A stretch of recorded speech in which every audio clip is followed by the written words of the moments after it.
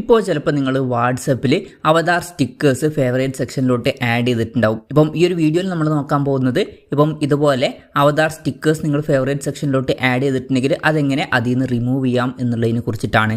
അതിന് വേണ്ടിയിട്ട് WhatsApp application open ചെയ്യുക. ഓപ്പൺ ചെയ്തതിന് ശേഷം ഏതെങ്കിലും ഒരു കോൺടാക്റ്റ് സെലക്ട് ചെയ്യുക. ഒരു എക്സാമ്പിളിന് ഞാൻ ഈ ഒരു കോൺടാക്റ്റ് സെലക്ട് ചെയ്യുകയാണ്. അത് കഴിഞ്ഞാൽ ഇവിടെ സ്റ്റിക്കേഴ്സ് ഓപ്ഷൻ കാണാൻ പറ്റും, അതിൽ ക്ലിക്ക് ചെയ്യുക. അതിൽ ക്ലിക്ക് ചെയ്താൽ നമുക്ക് ഇവിടെ കുറേ ഓപ്ഷൻസ് കാണാൻ പറ്റും. ഇതിൽ അവതാർ ഓപ്ഷനിൽ സെലക്ട് ചെയ്യുക. അത് സെലക്ട് ചെയ്ത് കഴിഞ്ഞാൽ ഫേവറേറ്റ് സെക്ഷനിൽ നമുക്ക് ആ ഒരു അവതാർ കാണാൻ പറ്റും.